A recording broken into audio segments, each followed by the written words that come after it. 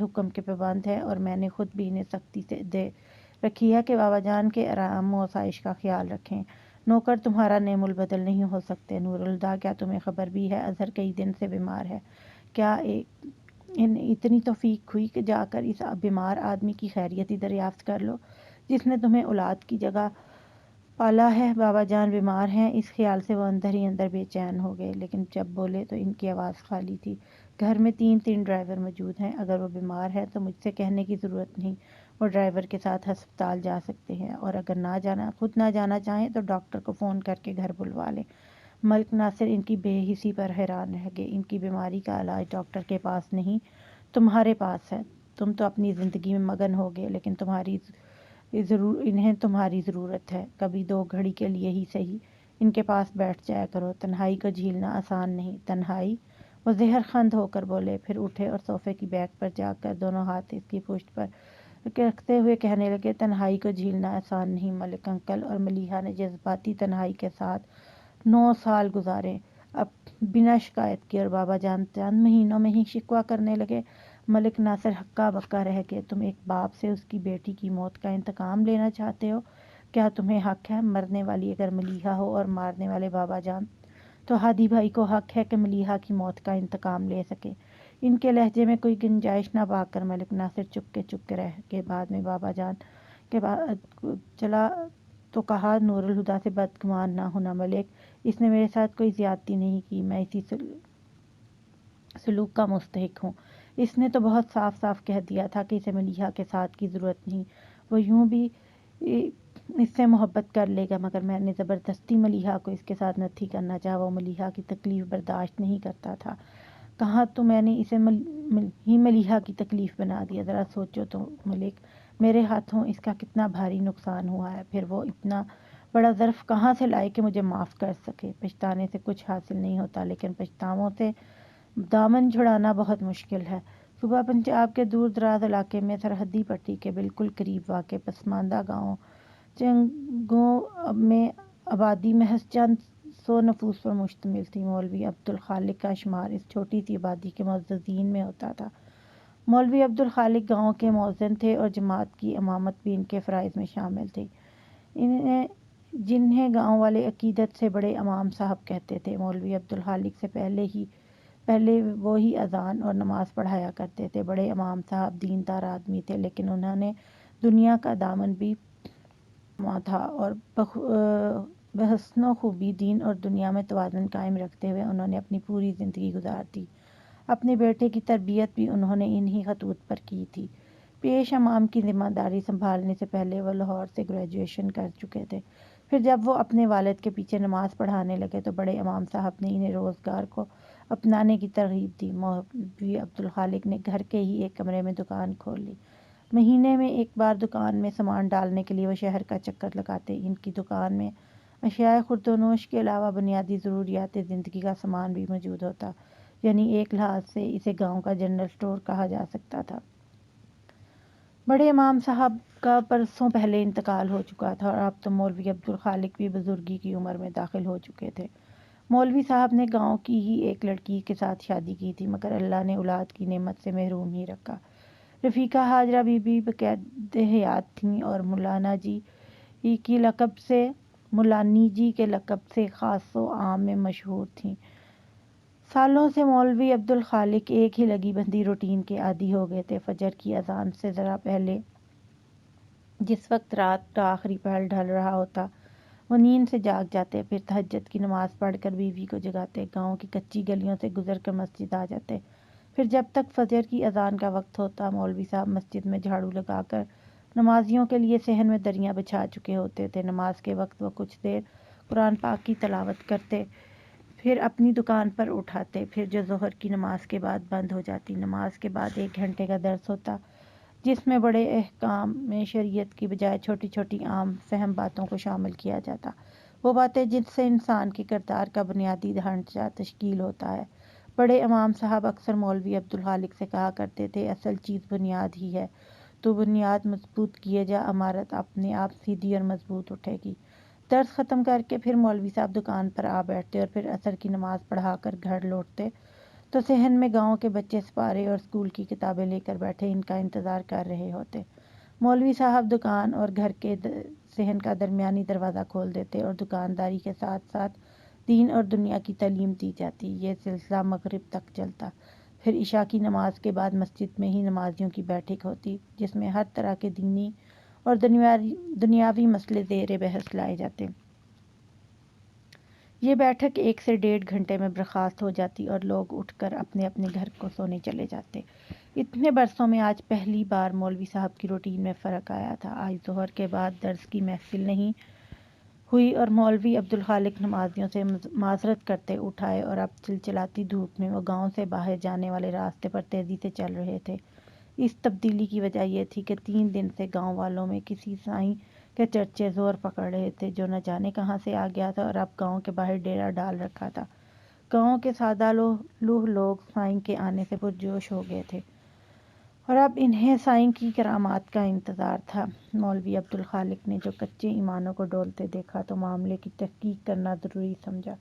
وہ گاؤں سے کافی دور نکل آئے تھے، کچی مٹی کے مکان بہت پیچھے چھوٹ گئے تھے، بلا کی گرمی تھی۔ مولوی صاحب کا حلق پیاس سے خشک ہو گیا تو رک کر سانس بحال کرنے لگے، پھر سامنے سے چہرے پر آیا پسینہ خشک کر کے انہوں آنکھوں پر ایک ہاتھ کا چھجا سا بنا کر اپنے سامنے دور تک دیکھا۔ خشک زمین پر ابھری لکیریں اس کی پیاس کی گواہ تھیں اور ایک سوکھا درخت جس کی خوب پھیلی بنجر شاخوں پر کوئی خشک پتا تک نہیں تھا، مردہ زمین کے سینوں پر یوں گڑا تھا جیسے وہ خود ہی اپنے حال پر نوحہ کناں ہو۔ دور تک پھیلا نیلا آسمان ایک دم صاف تھا جس پر سورج پیلے رنگ کے تھال کی مانند دہک رہا تھا۔ تا حد نگاہ پھیلے اس منظر کی ویرانی کو اور بھی گہرا کر رہا تھا وہ اکلوتا زیرو جو اس سوکھے درخت کی چھاؤں میں بیٹھا تھا۔ اس کے سیاہ کپڑوں پر مسافتوں کی گرد جمی تھی، سر کے بال لمبے اور گرد آلودہ تھے، بے ترتیب داڑھی جھاڑ کی مانند لگ رہی تھی۔ اس کا ایک ہاتھ زمین پر بچھی ٹانگ کی ران پر تھا جبکہ دوسرا موڑ کر کھڑی کی ہوئی ٹانگ کے گھٹنے پر، سر پیچھے تنے سے ٹکا کر آنکھیں بند کیے، وہ تپتی زمین پر اتنے سکون سے بیٹھا تھا جیسے صدیوں سے اسی حال میں ہو اور صدیاں اسی عالم میں گزار دے گا۔ اس کے چہرے کے مبہم نقوش سے کرب و اذیت کی عجیب سی کیفیت جھلک رہی تھی۔ مولوی عبدالخالق نے بے ساختہ جائی اور اسے منتظر نگاہوں سے دیکھنے لگے کہ آنکھیں کھول کر ان کی طرف دیکھے گا، مگر اس کی پلکوں میں تو لرزش بھی نہیں ہوئی۔ مولوی صاحب نے دوبارہ اسے مخاطب کیا، کون ہو بھائی، کہاں سے آئے ہو؟ اس نے کوئی جواب نہیں دیا بلکہ ایسے بیٹھا رہا جیسے کوئی آواز سنی ہی نہ ہو۔ مولوی صاحب انتظار کرتے رہے، پھر کہا، یہاں کے تو نہیں لگتے، پھر وہ کیا خواہش ہے جو تمہیں یہاں کھینچ لائی؟ وہ اس کے پراگندہ لباس پر ایک نظر ڈال کر ہی سمجھ گئے تھے کہ وہ یہاں کا نہیں ہے تو پوچھ لیا۔ وہ آنکھیں کھولے بغیر بولا، بتا بھی دوں تو کیا کر لے گا؟ جو بھی میرے بس میں ہوا۔ مولوی صاحب اس کے سامنے زمین پر بیٹھتے بولے تو اس نے آنکھیں کھول دیں مگر انہیں نہیں دیکھا اور آسمان پر نظریں جمائے کہنے لگا، ایک مدت خواہش کے پیچھے بھاگا ہوں لیکن اب خواہش سے بھاگتا پھر رہا ہوں مگر وہ ہیں کہ جان ہی نہیں چھوڑتی۔ پھر اس نے ایک دم سے مولوی صاحب کو دیکھا، تو کوئی ایسی جگہ جانتا ہے جہاں میں خواہش سے جا چھپوں؟ مولوی صاحب نے اس سے مترحم نظروں سے دیکھتے ہوئے کہا، او جھلیا بندہ، خواہش کا گھر ہے یہ، گھر باہر کھلی نہیں پھرتی، آدمی کے اندر چھپ کے بیٹھ جاتی ہے، اور تو اپنے اندر سے چھپنا چاہتا ہے؟ اندر کو خود سے قریب نہ سمجھ۔ وہ تنبیہ کے انداز میں بولتا انہیں اپنی سرخ آنکھوں سے گھونڈنے لگا، یہ مچل دیتا ہے، تو دیکھے گا تو قریب لگے گا، ہاتھ بڑھائے گا تو کچھ ہاتھ نہیں آئے گا۔ اس نے ہاتھ بڑھایا، پھر خالی ہتھیلی آسمان کی طرف کی اور گمبھیر آواز میں بولا، یہ ہاتھ بھر کا فاصلہ تو عمر بھر کی مسافت سے نہ مٹے، تجھے کیسے معلوم؟ مولوی صاحب کی بات سننی تھی کہ اس پر احجان طاری ہو گیا۔ میں سرپٹ دوڑا ہوں اس سفر پر، لیکن منزل کے بجائے ہر قدم پر ٹھوکر ملی اور میں ہر بار منہ کے بل زمین پر گر پڑتا، پھر فوراً ہی اٹھ کر دوڑنے لگتا، مگر 1 انچ کا فاصلہ بھی طے نہیں کر سکا، اور اب جب میں اس سے سفر سے عاجز آ گیا ہوں تو اس نے خواہش کو میرے پیچھے لگا دیا ہے، جہاں جاتا ہوں پاس چلی آتی ہے، لیکن وہ ہاتھ بھر کا فاصلہ نہیں مٹتا۔ اس کی آواز میں کسک تھی، پھر وہ اچانک ہی آسمان کی طرف دیکھ کر چلانے لگا، مکر کرتا ہے میرے ساتھ، فریب دیتا ہے، کیسا خدا ہے تو، بندے کو دھوکہ دیتا ہے، ہنستا ہے مجھ پر، پاگل ہے پاگل۔ پھر وہ مٹی اور کنکر مٹھیوں میں بھر بھر کر آسمان کی طرف پھینکنے لگا، یہ لے نکل یہاں سے، چلا جا، نہیں ضرورت مجھے تیری، مذاق اڑاتا ہے میرا۔ مولوی صاحب لب بھینچتے اسے دیکھ رہے تھے، انہوں نے اسے روکنے یا قابو کرنے کی کوشش نہیں کی۔ پھر وہ ایک دم اس کی طرف پلٹ کر بولا، تو نے یہ آواز سنی؟ وہ آسمانوں پر بیٹھا جو مجھ پر ہنس رہا ہے، خوب اونچی اونچی آواز میں۔ پھر اس نے ڈھونڈ کر ایک پتھر اٹھایا اور آسمان کی طرف اچھال دیا۔ تو چلا جا، کیوں نہیں جاتا یہاں سے؟ جا، چلا جا، اکیلا چھوڑ دے مجھے۔ پتھر اٹھا اٹھا کر پھینکتے سے اچانک ہی جانے کیا نظر آ گیا تھا کہ ایک جانب نظریں جمائے فہمے ہوئے انداز میں وہ پیچھے کو ہٹنے لگا۔ وہ ٹھوکر کھا کر گرا بھی مگر رکا نہیں اور زمین پر خود کو گھسیٹتا درخت کے تنے سے جا لگایا۔ جائیں، چلی جائیں، کیوں بار بار آ جاتی ہیں؟ خدا کے لیے چلی جائیں۔ وہ ہاتھ اٹھا کر ہلاتا چلے جانے کو کہہ رہا تھا۔ مولوی صاحب نے مڑ کر دیکھا بھی لیکن انہیں تو کوئی نظر نہیں آیا، اور وہ بدستور کہتا جا رہا تھا، اور کتنا برباد کریں گی مجھے، کتنا ستائیں گی، اب اور برداشت نہیں ہوتا۔ حسرت بھرے لہجے میں کہتے اس نے سر بازو میں چھپا لیا اور بچے کی طرح پھوٹ پھوٹ کر رونے لگا۔ چلی جائیں یہاں سے، چلی جائیں۔ مولوی صاحب گہری نظروں سے اسے دیکھتے رہے، پھر اسے روتا بلکتا چھوڑ کر گاؤں کی طرف چل پڑے۔ اگلے دن درس کے بعد مولوی عبدالخالق گھر آئے تو ملانی جی سے کہہ کر کھانے کی ٹرے تیار کروائی، پھر اسے کپڑے سے ڈھک کر گاؤں سے باہر نکل آئے۔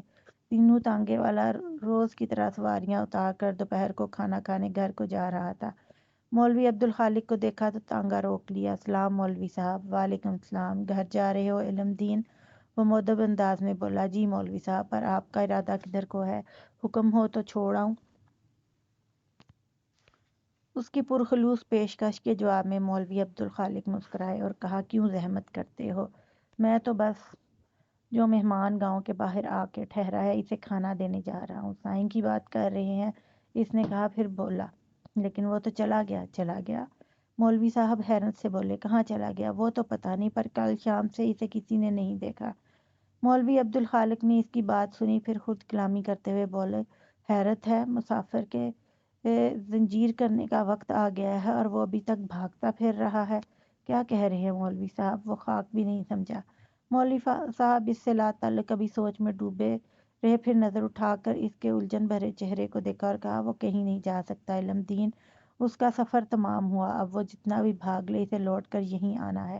اپنی بات کہہ کر وہ واپسی کے راستے پر پلٹ کے، لیکن بیچارہ دینوں کتنی ہی دیر بیچ سڑک میں کھڑے مولوی صاحب کی بات سے مطلب اخذ کرنے کی کوشش کرتے رہا۔ اگلے دن پھر مولوی صاحب درس کے بعد گھر آئے تو کھانے کی ٹرے بنوا کر ہاتھوں میں اٹھائے اسے گھر سے باہر آ گئے، مگر آج بھی انہیں ٹرے اسی طرح گھر واپس لے جانی پڑی۔ تیسرے دن بھی وہ ٹرے گاؤں سے باہر نکل آئے۔ وہ دور سے ہی دیکھ چکے تھے کہ درخت کے پاس کوئی نہیں تھا۔